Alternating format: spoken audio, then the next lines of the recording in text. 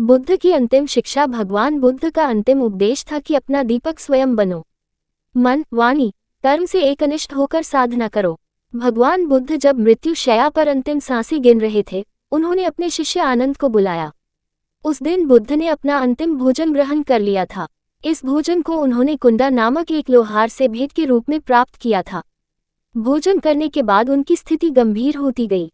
बुद्ध ने अपने शिष्य आनंद को निर्देश दिया कि वह कुंडा को समझाए कि उसने कोई गलती नहीं की है। उन्होंने कहा कि यह भोजन तो अतुल्य है।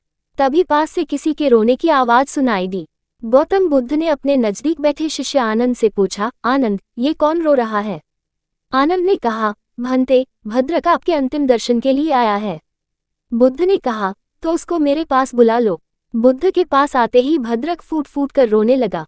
उसने कहा, आप नहीं रहेंगी तो हमें ज्ञान का प्रकाश कौन दिखाएगा? बुद्ध ने भद्रक से कहा, भद्रक, प्रकाश तुम्हारे भीतर है, उसे बाहर ढूंढने की आवश्यकता नहीं है।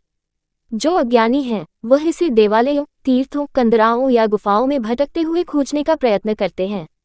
वे सभी अंत में निराश होते हैं। इसके विपरीत मन, वाणी और कर्म से एकनिष्ठ होकर जो साधना में निरंतर लगे रहते हैं, उनका अंतःकरण स्वयं दीप्त हो उठता है।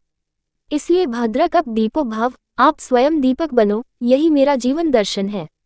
इसे मैं आजीवन प्रचारित करता रहा।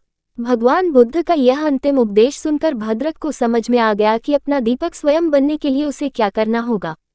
उसने उसी दिन से मन, वाणी, कर्म से एकनिष्ठ होकर साधना करने का मन बना लिया।